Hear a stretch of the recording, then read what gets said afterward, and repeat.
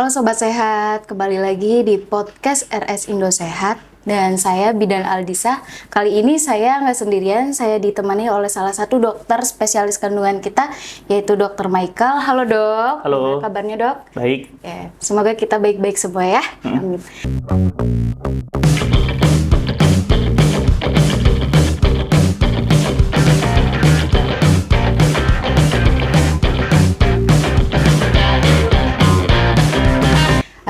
Maaf dok, boleh perkenalan terlebih dahulu dok? Oh ya, saya dengan Dr. Michael, spesialis obstetri dan ginekologi. Saat ini saya praktek di RS Indo Sehat Subang.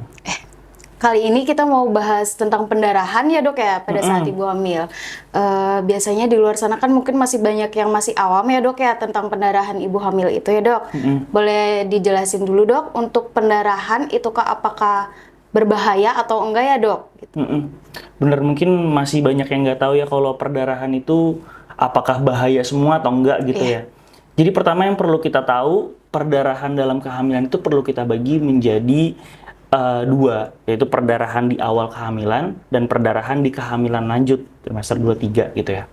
Kalau perdarahan di awal kehamilan, nah itu ada yang bahaya, ada yang enggak. Yang bahaya itu misalkan perdarahannya banyak gitu ya. Tapi yang enggak itu misalkan perdarahannya sedikit.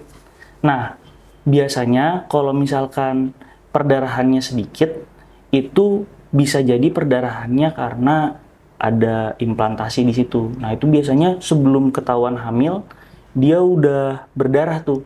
Pasiennya belum tahu padahal dia hamil. Nah, kalau misalkan pasien udah tahu hamil, terus dia berdarah, nah itu yang jadi bahaya. Bisa ada ancaman keguguran, bisa ada kehamilan ektopik, atau enggak bisa ada mola, gitu ceritanya. Biasanya itu kenapa ya dok? Kok bisa terjadi pendarahan saat hamil? Ya, kembali lagi tergantung penyebabnya ya. Kalau misalkan implantasi, penyebabnya kan karena dia nempel di situ, terus ada pas nempel gitu dia bikin ya luka lah begitu ya. Terus jadinya agak ngucur perdarahannya. Tapi itu pasti sedikit lah, nggak banyak. Lebih sedikit dari haid pasti perdarahannya. Nah, kalau penyebabnya karena keguguran, terus karena kehamilan ektopik sama karena mola, itu perdarahannya bisa banyak. Jadi tergantung nih penyebabnya apa nih. Kalau keguguran kan berarti dia mau copot tuh dari implantasinya itu mau lepas gitu, mau luruh gitu ya. Nah itu bahaya. Kalau kehamilan ektopik kan berarti ada kehamilan yang terjadi di luar rahim. Paling sering itu di tuba. Jadi kan ovum, sel telur, ketemu sperma itu di tuba tuh. Nah, dia membesar, tapi belum sempat sampai ke uterus karena ada satu dan lain hal, banyak penyebabnya, dia membesarnya di tuba. Jadilah kehamilan ektopik di luar rahim di tuba itu, paling sering ya. Gitu. Nah, kalau mola itu yang orang-orang sering sebut hamil anggur itu. Nah, itu juga bahaya tuh. Kalau penyebabnya hamil anggur ya, itu kelainan genetik lah gitu, sperma ketemu ovum yang kosong misalkan gitu. Biasanya untuk gejalanya apa aja ya dok? Nah, kembali lagi tergantung ke penyebabnya masing-masing. Kalau misalkan implantasi tadi, itu sih nggak ada ya. Gejalanya tuh cuman ya udah berdarah aja tiba-tiba.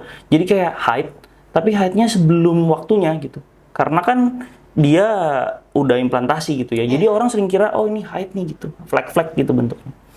Kalau keguguran itu bisa ada nyeri perut biasanya, nyeri perut. Baru kalau misalkan kehamilan ektopik juga ada nyeri perut. Nah, perdarahan antara kehamilan ektopik sama keguguran itu lebih banyak yang keguguran. Kalau kehamilan ektopik tuh perdarahannya kalau misalkan dia pecah perdarahannya ke dalam perut, jadi bisa sedikit yang keluar perdarahannya. Tapi pasiennya bisa sampai shock, tekanan darahnya turun, pasiennya lemes banget, pucat banget. Nah itu harus hati-hati tuh, karena gejalanya nyeri perut gitu. Kalau mola itu juga perdarahannya banyak gitu, banyak keluar dari rahim. Nah, dari jalan lahir. Nah, itu yang harus dibedain dari keguguran. Kalau misalkan mola itu biasanya hamilnya tuh cepet banget membesar perutnya. Jadi misalkan dia 12 minggu aja tapi kehamilan udah kayak 16 minggu, jadi Oh, udah. berarti udah kelihatan banget ya dok ya? Jadi lebih kelihatan lah, kelihatan kok ini hamilnya cepet banget, padahal masih 16 minggu kan seharusnya masih belum terlalu kelihatan Iya, kan? iya. Nah ini kelihatan banget gitu, udah mulai gendut, udah apa, padahal masih awal-awal kehamilan banget gitu. Nah, lebih gitu. Jadi kan kalau di kehamilan itu ada 3 trimester ya dok ya? Kalau ini bisa dibedain nggak sih dok antara gejalanya ya? Antara trimester 1, trimester 2, sama trimester 3? Oke, tadi kan yang kita omongin perdarahan di awal kehamilan tuh. Iya. Ya betul ya? Iya. Nah, kalau perdarahan di kehamilan lanjut, trimester 2, 3, itu lebih sering karena faktor-faktor lain. Misalkan yang pertama, paling sering plasenta previa. Plasenta previa berarti plasentanya nutupin jalan lahir. Iya. Ya. Nah, yang kedua tuh solusio plasenta, berarti plasentanya lepas. Nah, yang ketiga sama yang keempat nih bisa jadi normal nih.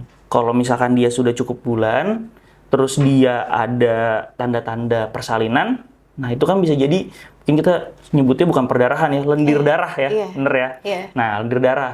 Orang awam kan suka bilangnya, aduh ada saya berdarah-berdarah nih, Iya. nah gitu ya, jadi mirip. Tapi padahal sebenarnya ini normal nih, kalau karena proses persalinan gitu ya. Tapi kalau dia belum cukup bulan, jadinya nggak normal juga. Karena kan jadi ancaman partus prematur gitu ya. Belum cukup bulan, dia udah keluar lendir darah. Nah, itu juga bedanya gitu. Baik dok, jadi cara membedakan gejala perdarahan di usia lanjut gimana ya dok? Tadi kan dari dokter udah dijelasin ya ada retensio plasenta, itu gimana ya dok? Oh, plasenta previa mungkin ya, Iya. plasenta previa sama solusio plasenta ya. Nah, jadi kalau misalkan plasenta previa, itu biasanya nggak nyeri perutnya. Terus perdarahannya itu warnanya lebih ke merah seger gitu. Karena kan dia ada di depan situ kan. Jadi darahnya langsung keluar gitu. Jadi warnanya merah seger terus nggak nyeri gitu. Jadi pasiennya kayak cuman rasa berdarah-berdarah aja gitu.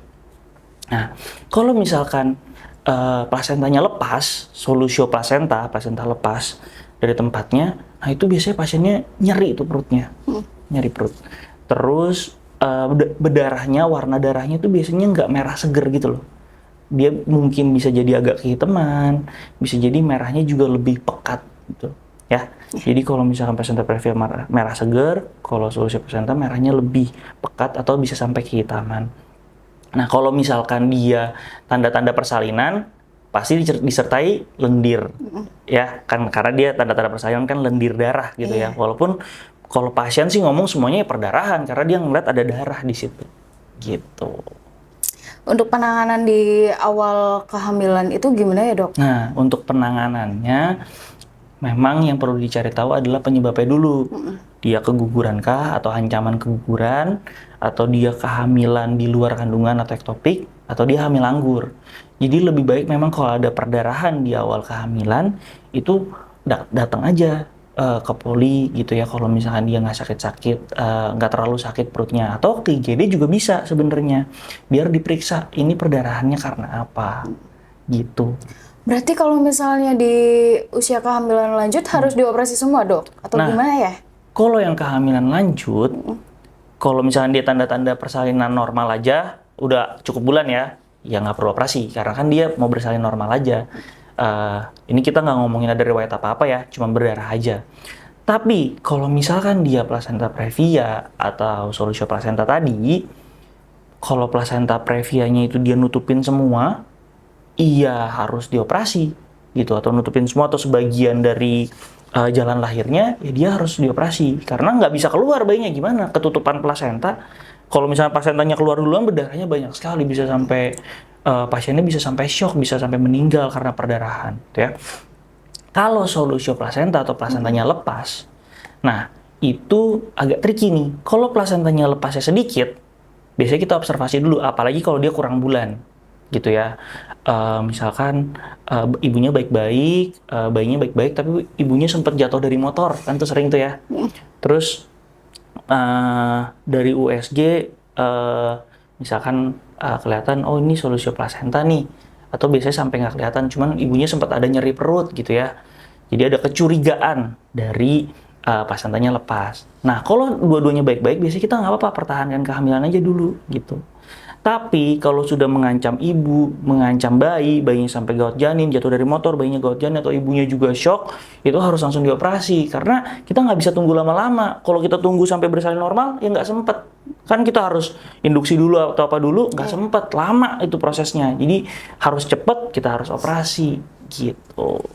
Berarti kalau untuk gejala-gejala pendarahan cuma itu aja atau gimana ya dok?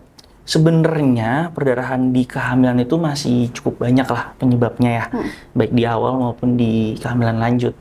Cuman yang paling sering tuh ini gitu. Jadi yang mungkin yang kita perlu tahu dan kita perlu waspadai yang sering-sering tuh inilah kurang lebihnya. Gitu. Jadi kalau misalnya nih dok ya, saya menemukan pasien gitu ya dok ya, dengan pendarahan itu apakah harus langsung ke rumah sakit atau gimana ya dok ya? Ya, jadi lebih baik memang kalau misalkan ada perdarahan di kehamilan, itu baiknya memang ke rumah sakit aja, biar diperiksa lah, biar diperiksa. Supaya jelas juga penyebab perdarahannya ini apa. Karena yang perlu dicari tahu memang penyebab perdarahannya. Kalau penyebab perdarahannya udah tahu, tata laksananya kita bisa lebih pas gitu untuk mentata laksana pasiennya gitu kurang lebih. Jadi gini dok, di luar sana ya dok ya, banyak banget orang tuh yang bertanya-tanya gitu ya dok ya. Kalau misalnya dok, ada pendarahan pada saat hamil, apa selalu berarti keguguran? Itu benar atau enggak ya dok? Oke, tadi udah jelasin berarti ya, kalau yang ini tergantung di awal kehamilan atau di akhir kehamilan. Di awal kehamilan pun belum tentu cuma keguguran. Kan ada tadi misalkan kehamilan ektopik di luar kandungan atau mola hamil anggur gitu. Berarti ini mitos ya, nggak semuanya keguguran ya gitu. Ada lagi nih dok, Oke. ya, ada pendarahan tapi tidak ada nyeri pada saat hamil. Apakah itu berbahaya? Itu benar atau tidak ya dok? Kalau misalkan nggak ada nyeri, ada berdarah, hamil, bahaya atau enggak gitu ya berarti ya? Ya tergantung. Kalau misalkan dia plasenta previa, dia hamil lanjut kan nggak nyeri tuh, tapi bisa jadi bahaya gitu. Makanya lebih baik kalau ada perdarahan periksa aja ke dokter. Kita cari tahu dulu penyebabnya apa. Bisa jadi bahaya, bisa jadi enggak. Jadi ini antara ya bisa fakta, bisa mitos berarti ya, karena bisa bahaya. Walaupun sebenarnya kalau misalkan perdarahan terjadi terus-menerus, lama-lama pasti bahaya sih, gitu ya. Ada satu lagi ya dok ya. Satu lagi. Pendarahan disebabkan oleh stres. Itu benar atau enggak dok? Wah, ini agak tricky juga ya. Jadi kalau misalkan stres, itu tidak langsung menyebabkan perdarahan.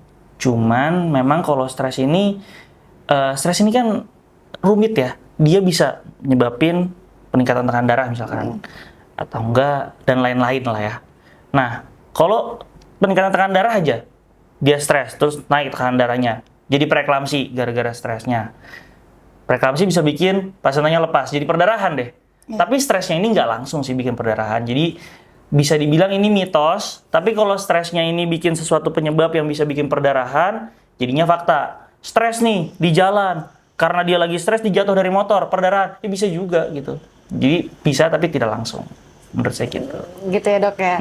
Jadi dari banyaknya kasus ini ya dok ya, pendarahan pada saat hamil, itu sebenarnya kontrol rutin bulanan itu penting nggak sih dok?